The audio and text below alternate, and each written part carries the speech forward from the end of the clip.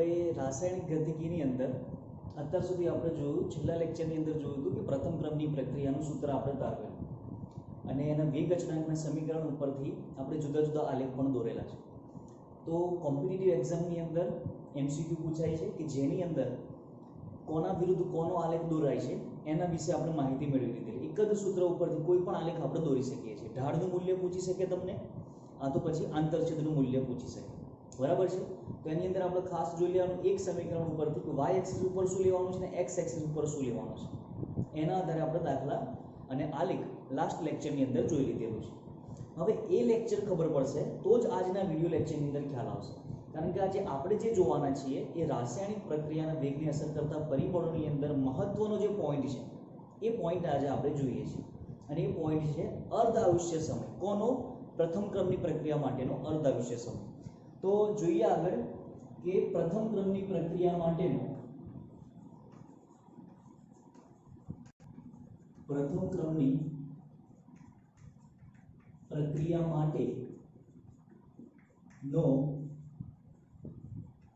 અર્ધ આયુષ્ય સમય.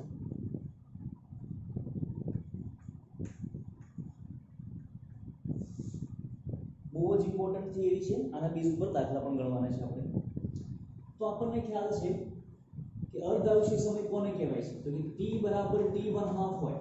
લાસ્ટ વિડિયો લેક્ચરની અંદર જોઈ લીધેલું છે આપણે કે જ્યારે સમય અડધો થાય એટલે એનું શું કહી દઈશું આપણે t1/2. પણ ક્યારે? r0 આ શું છે? શરૂઆતની સાંદ્રતા. r0 બરાબર શરૂઆતની સાંદ્રતા અને r of t બરાબર t સમય પછીની સાંદ્રતા. t સમય પછીની સાંદ્રતા. હવે જ્યારે અર્ધ આયુષ્ય સમયની વાત કરીએ ત્યારે t બરાબર t1/2 ક્યારે લઈ શકો તમે? જ્યારે r of t બરાબર r of t કેટલું થવું જોઈએ? શરૂઆતની સાંદ્રતા કરતા અડધું, એટલે કે r0/2. આ લાસ્ટ વિડિયો લેક્ચરની અંદર સમજાવી દીધેલું છે કે જ્યારે પ્રક્રિયકની સાંદ્રતા અડધી થાય ત્યારે તે થવા માટે લાગતા સમયને શું કહીએ છીએ આપણે? અર્ધ આયુષ્ય સમય, બરાબર છે. પ્રથમ ક્રમ માટે આપણે તારવીએ છીએ તો પ્રથમ ક્રમ માટેનું સૂત્ર છે k બરાબર 2.303/t log r0 upon r of t. આ સૂત્ર આપણને ખ્યાલ છે, પ્રથમ ક્રમ માટેનું સમીકરણ છે. હવે આ સમીકરણની અંદર t બરાબર t1/2 મૂકી તો r of t બરાબર શું થઈ જશે? r0/2. તો અહીંયા પણ જોઈએ આપણે કે જ્યારે t બરાબર t1/2 તો અહીંયા હું શું કરી દઉં? t1/2 is equal to 2.303/k log r0 upon r0/2 થઈ જશે, બરાબર. તો r0 કેન્સલ થઈ જાય અને છેદનો છેદ કઈ જતો રહેશે? અંશમાં. તો શું થઈ જશે? 2.303/k log 2 અને log 2 ની વેલ્યુ થશે 0.3010 upon k. તો આન્સર શું મળી ગયું મને? 0.693/k. આ સૂત્ર મળી ગયું મને t1/2 માટે. બહુ જ ઇમ્પોર્ટન્ટ છે, ખાસ ધ્યાન રાખજો. પ્રથમ ક્રમની પ્રક્રિયા માટેનો અર્ધ આયુષ્ય સમય શું થઈ જશે? t1/2 = 0.693/k. સૂત્ર ઉપરથી આપણને ખબર પડે છે કે t1/2 એ વેગ અચળાંકના વ્યસ્ત પ્રમાણમાં છે. પરંતુ આ સૂત્રની અંદર r0 એટલે કે પ્રક્રિયકની શરૂઆતની સાંદ્રતા કોઈ જગ્યાએ નથી આવતી. આનો મતલબ એ થાય કે પ્રથમ ક્રમની પ્રક્રિયાનો અર્ધ આયુષ્ય સમય, પ્રથમ ક્રમની પ્રક્રિયાનો અર્ધ આયુષ્ય સમય શરૂઆતની સાંદ્રતા. કોની શરૂઆતની સાંદ્રતા? પ્રક્રિયકની શરૂઆતની સાંદ્રતાથી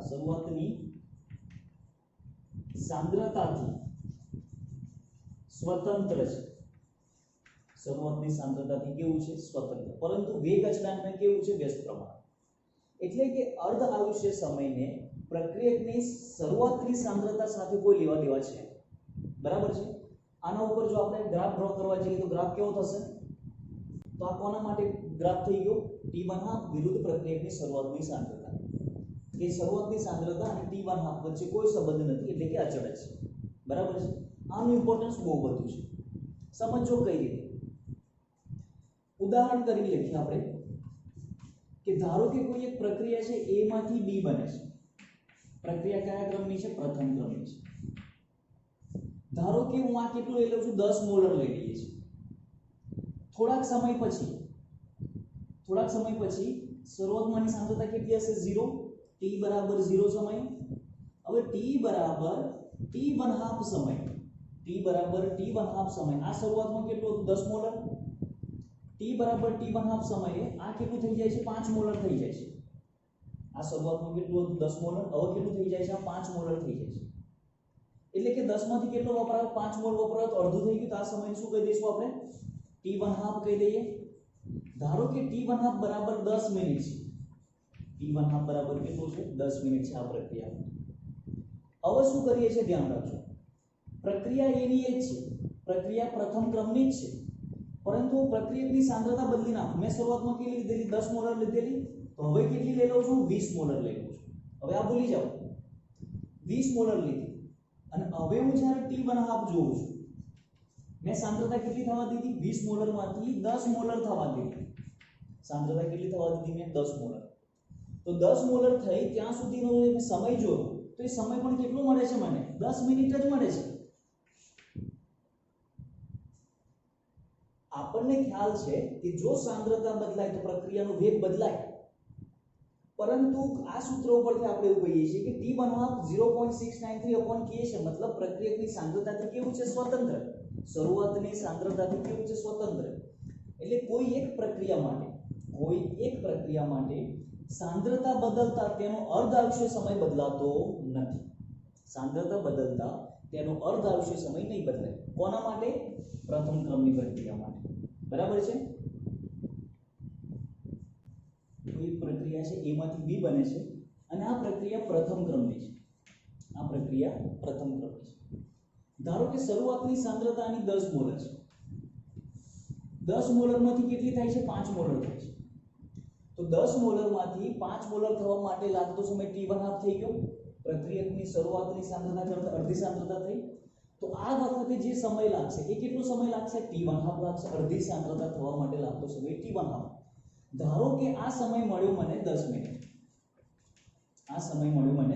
તો આટલે સુધી આવી ગયું। હવે આટલો આયા પછી હું ફરી એને કેટલું થવા દઉં છું? 2.5 મોલર થવા દઉં છું। 5 મોલરમાંથી હવે કેટલું થાય છે? 2.5 મોલર થાય છે। તો ફરી એની સાંદ્રતા કેટલી થાય? અડધી થાય। તો અહીંયાથી અહીંયા સુધી જવા માટે લાગતો સમય પણ કેટલો મળશે મને? t1/2।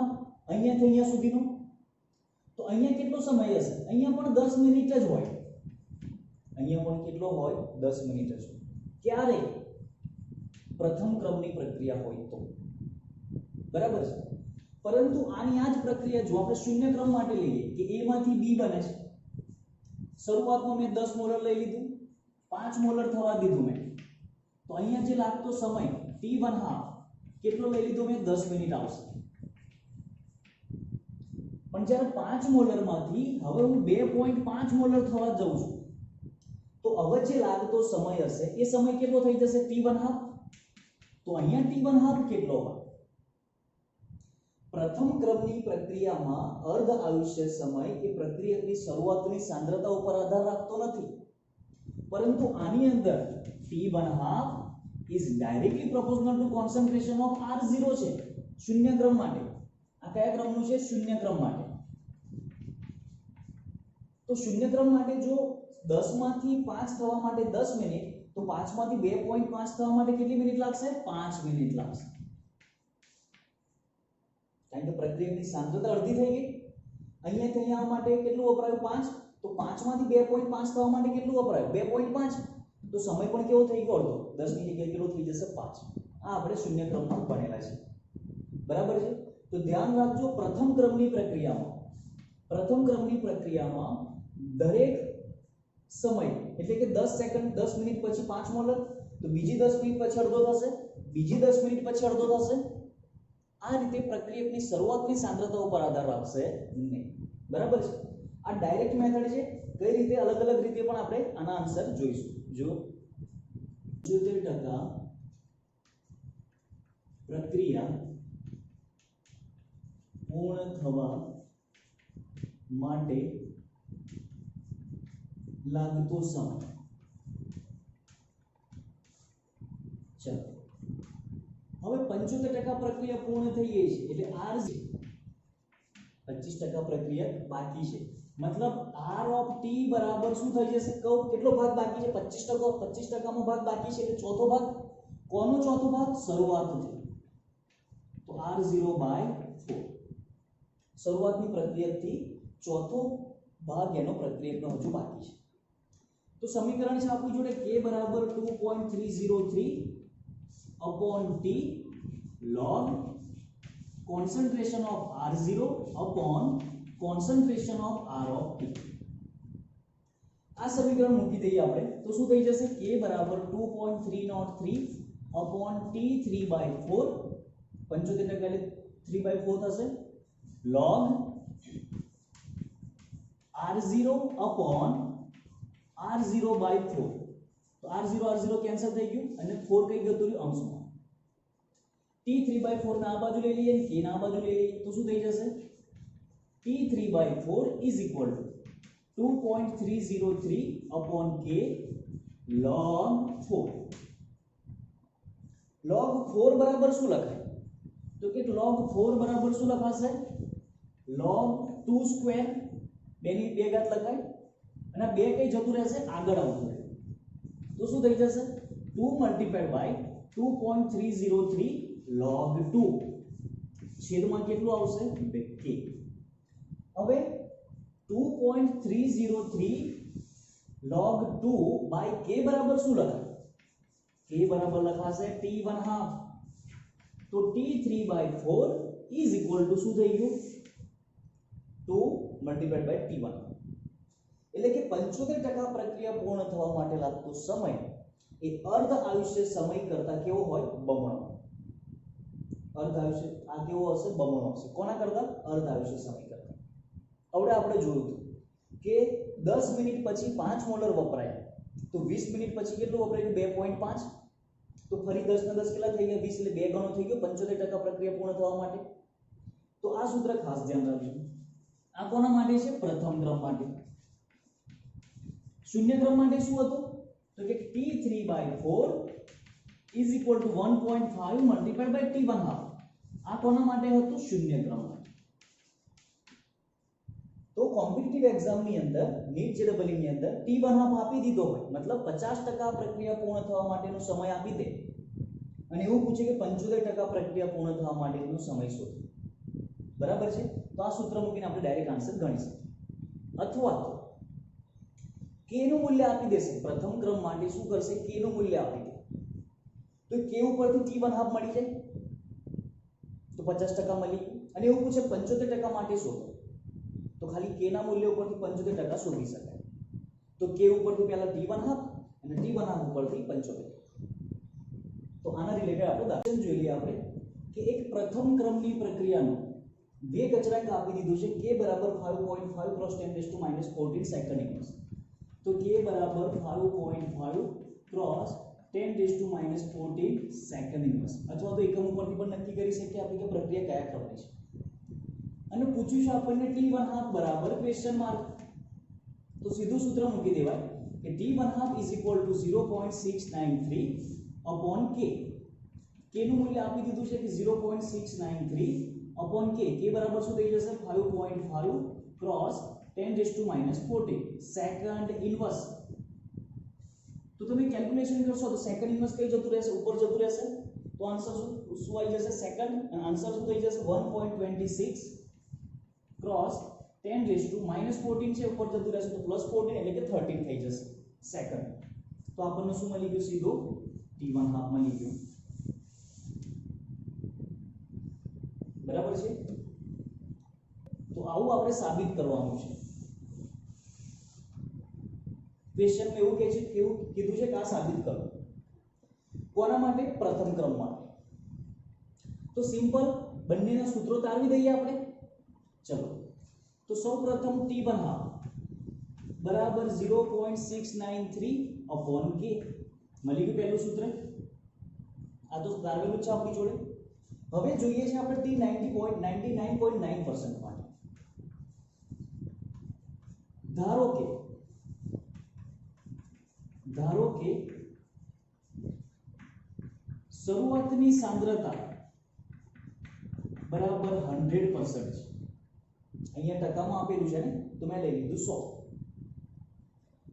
તો t 99.9% મતલબ 99.9% વપરાઈ ગયો છે. તો આટલા સમય પછી વધેલી સાંદ્રતા કેટલી હશે? તો કે વધેલી સાંદ્રતા બરાબર શરૂઆતમાં કેટલી હતી? 100 માઈનસ વપરાઈ કેટલું ગયું? 99.9. તો કેટલું લીધેલું મેં? 100 મોલર. આ કેટલું વધ્યું? 0.1 મોલર. કારણ કે 99.99% વપરાઈ ગયો છે. તો વધ્યું કેટલું? 0.1 મોલર. તો આપણને બે મળી ગયું. r of t કેટલું મળી ગયું મને? 0.1 મોલર. અને r of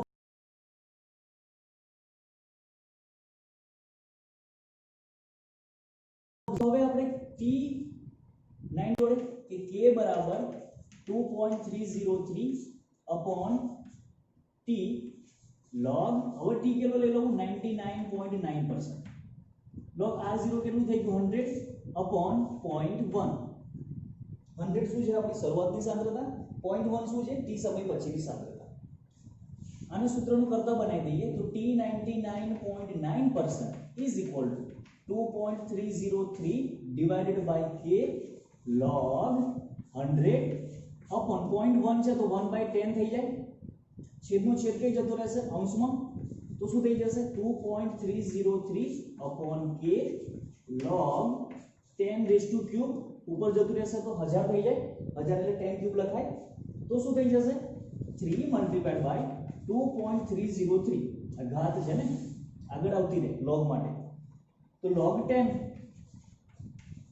base 10 જ હોય એટલે શું થઈ જશે? 1. તો અહીં આગળ k ગુણાકાર કરીએ. આનું મૂલ્ય કેટલું થઈ ગયું? 1. આનો આન્સર કેટલો આવશે? 3 3 9.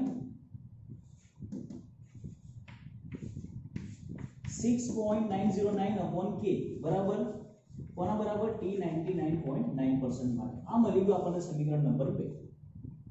તો હવે શું કરીએ? સમીકરણ 1 અને 2 નો ઉપયોગ કરીએ. સમીકરણ 1 અને 2 સમીકરણ આવી ગયા તો આપણે શું કરીએ છીએ? સમીકરણ 2 ભાગ્યા 1 કરતા. સમીકરણ 2 શું છે? t 99.9% ડિવાઇડેડ બાય t બનાવો. આ કેટલું છે?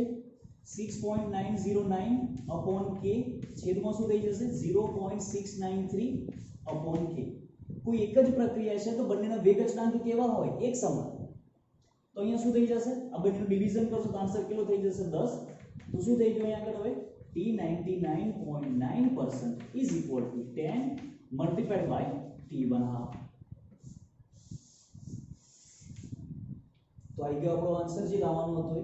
તો આ રીતે આપણે સાબિત કરી શકીએ છીએ. બરાબર છે? ચલો આગળ એક દાખલો જોઈએ હવે કે પ્રથમ ક્રમની પ્રક્રિયામાં 99% પ્રક્રિયા પૂર્ણ કરવા માટે લાગતો સમય એ પ્રક્રિયા 90% પ્રક્રિયા પૂર્ણ થવા માટે લાગતા સમય કરતા કેવો હોય છે? બમણો હોય છે. કેવો હોય છે? બમણો હોય છે. આવું આપણે દર્શાવવાનું છે. તો આપણે શું આન્સર લાવવાનું છે કે t 99% એ t 90% કરતા કેવો હોય છે? બમણો હોય છે. આ આપણે આન્સર બતાવવાનો છે. તો આના માટે શું કરીશું? તો આગળ કર્યું તે રીતે બંનેના સૂત્રો તારવી દઈએ અને પછી સરખાઈ દઈએ. તો પહેલું લઈ લઈએ આપણે t 90%. તો t 90% માટે શરૂઆતની સાંદ્રતા કેટલી લઈ લઉં? 100 મોલર લઈ લઉં. ધારેલું છે મેં. તો r of t કેટલું થઈ જશે? તો કે 100 માઈનસ કેટલું વપરાઈ ગયું? 90% વપરાયા પછીનો કીધો છે મને. તો 90 માઈનસ 100 તો કેટલું મળી ગયું મને? 10 મોલર. બરાબર છે? તો શું થઈ જશે? t 90% is equal to 2.303 upon k log r0 કેટલું છે? 100 upon 10. r of t કેટલું તો 10 10 કેટલું થઈ ગયું 100 log 10 નો આન્સર કેટલો થઈ ગયો 1 આન્સર કેટલો મળી ગયો મને 2.303 upon k સમીકરણ નંબર 1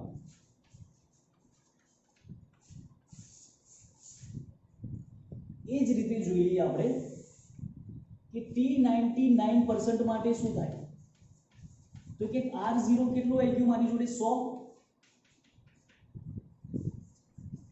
r of t બરાબર શું થાય તો કે 100 માઈનસ વપરાયું કેટલું 99 તો આન્સર કેટલો આવી ગયો 1 મોલ આટલું વધ્યું તો સમીકરણ છે આપણી જોડે મૂકી દઈએ t99% is equal to 2.303 upon k log 100 upon 1 100 upon 1 એટલે તો 100 જ થવાનું છે 100 એટલે શું કહી શકીએ આપણે 10 સ્ક્વેર આના બરાબર શું લખાશે 10 સ્ક્વેર અને સ્ક્વેર કઈ આવતો રહે આગળ તો આન્સર શું થઈ ગયો 2 મલ્ટીપ્લાઈડ બાય 2.303 log 10 બેઝ 10 હોય upon k અને log 10 બેઝ 10 એટલે આન્સર કેટલો થઈ ગયો આનો 1 તો શું મળી ગયું તમને 2 મલ્ટીપ્લાઈડ બાય 2.303 upon k કોના બરાબર t99% બરાબર તો આ મળી ગયું મને સમીકરણ નંબર 2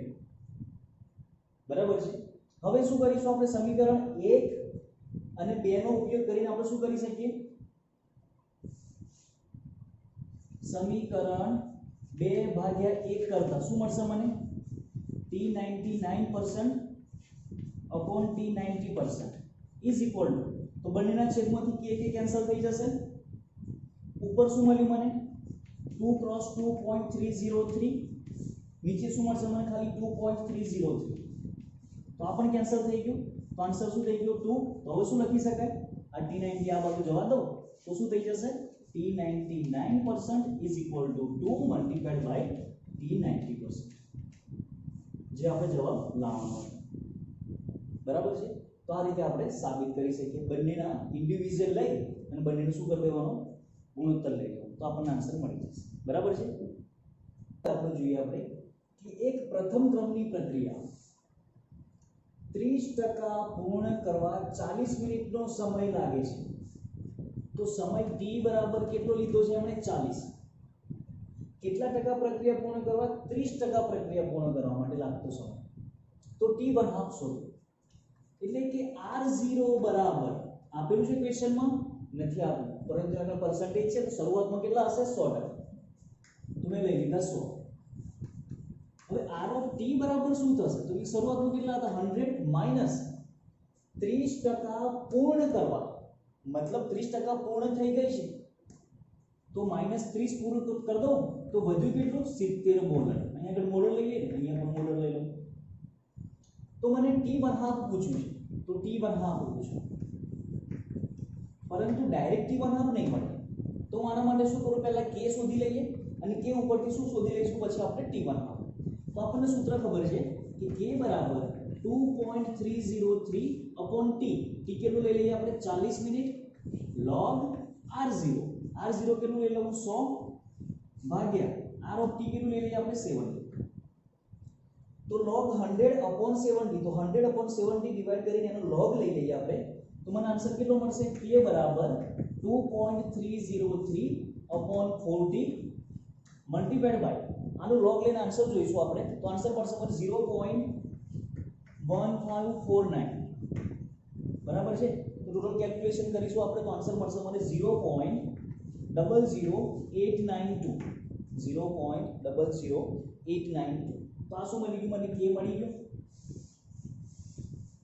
k મળ્યા પછી આપણને સૂત્ર ખબર છે કે t1 હાફ પૂછ્યું છે ને મને તો શું લખી દઈએ 0.693 upon k that is 0.00892 calculation કરો આન્સર આવશે 77.690 69 મિનિટ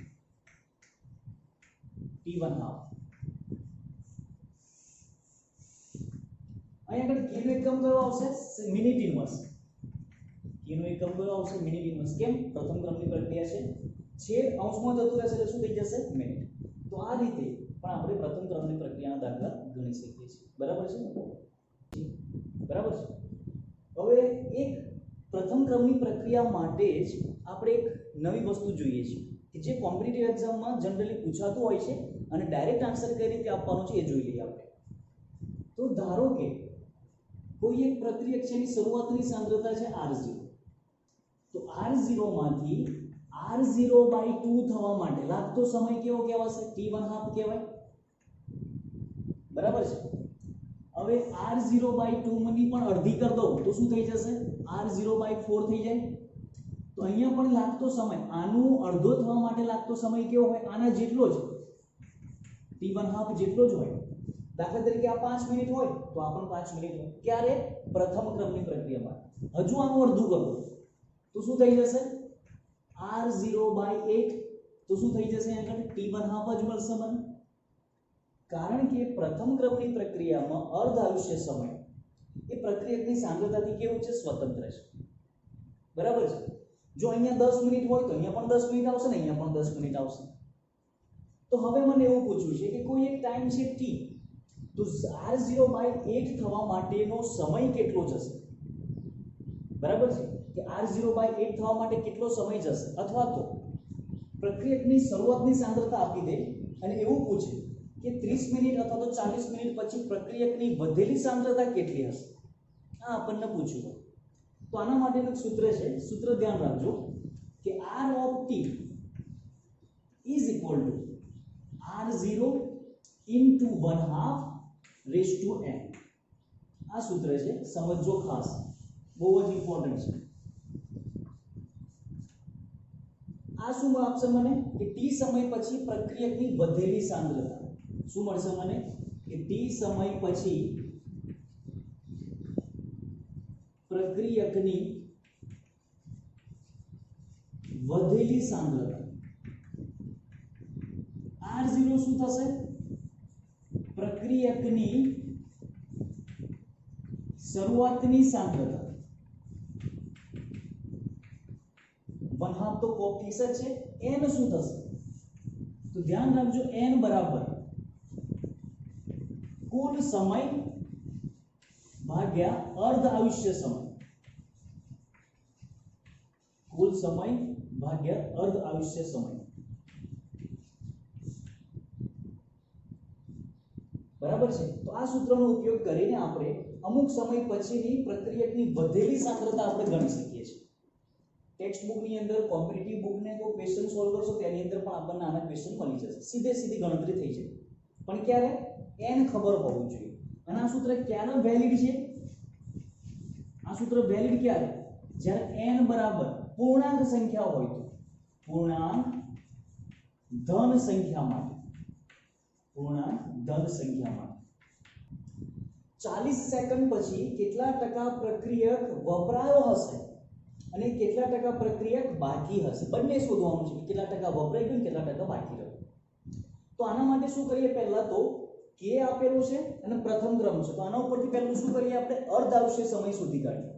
તો k T1/2 બરાબર T1/2 is equal to 0.0693 divided by k. Sorry 0.693 divided by k કેટલું છે? 0.0693. તો આન્સર કેટલો થઈ ગયો તમારો? 10 સેકન્ડ. તો મને T1/2 મળી ગયો 10 સેકન્ડ. હવે શું કરવાનું છે? ધ્યાન રાખજો, તમે આન્સર બે રીતે લઈ શકો. ચલો પહેલું સૂત્ર વાપરી દઈએ આપણે. તો આ સૂત્ર વાપરવું છે મારે કે R of t is equal to R0 into 1/2 raised to n. તો R of t મતલબ t સમય પછી વધેલી સાંદ્રતા કેટલા ટકા બાકી રહેશે? તો આ મળશે મને, આ આન્સર મળશે મને. કેટલા ટકા બાકી હશે? R of t મળશે મને. R0 આપી દીધું છે આપણને, નથી આપ્યું? ટકામાં છે તો હું સોલ્વ કરું. 1/2 n, n નું મૂલ્ય છે ખબર નથી? તો પહેલા n શોધી કાઢીએ. તો n બરાબર શું થશે? કુલ સમય કેટલો છે? 40 મિનિટ, સોરી 40 સેકન્ડ. અને અર્ધ આયુષ્ય સમય કેટલો છે? 10. તો કેટલું થઈ ગયું? 4 થઈ ગયું. તો અહીં આગળ મૂકી દઈએ આપણે 4. R0 કેટલું લઈ લઉં? 100 મલ્ટીપ્લાઈડ બાય 1 રેઝ ટુ 1/2 ની કેટલી ઘાત? 4 ઘાત. 1/2 ની 4 ઘાત એટલે શું થઈ જશે? 1/16. અને 1/16 કરશો, 100 ડિવાઇડેડ બાય 16 કરશો આપણે, એટલે આન્સર મળી જશે મને 6.25 મોલર. કેમ મેં મોલર લખ્યું તો કે અહીંયા આગળ મેં 100 મોલમાં લીધેલા છે એટલા માટે. ટકામાં લખો તો શું લખશો 6.25% બાકી રહે છે. તો કે 40 સેકન્ડ પછી કેટલા ટકા પ્રક્રિયા બાકી રહેશે? 6.25% પ્રક્રિયા બાકી રહેશે. અને વપરાયેલો પ્રક્રિયા